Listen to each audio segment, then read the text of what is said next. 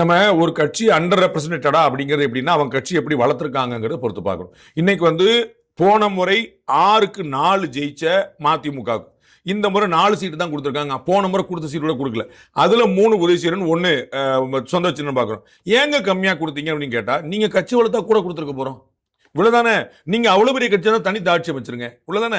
அப்ப நான் என்னுடைய கட்சியை வளர்க்க மாட்டேன், உங்களுடைய கூட்டணி மூலமா என்னை கட்சி வளர்த்துட்டே வாங்க. எந்த கட்சியுமே சம்பாதிக்காது. ஏற்கனவே சொன்னேன், இங்க திமுக ஆட்சி அமைச்சிருந்தது, இங்க ஏடிஎம்கே ஆட்சி அமைச்சிருக்கு. தமிழ்நாட்டுக்கு முன்னாடி ஏடிஎம்கே ஆட்சி அமைச்ச இடம் புதுச்சேரி.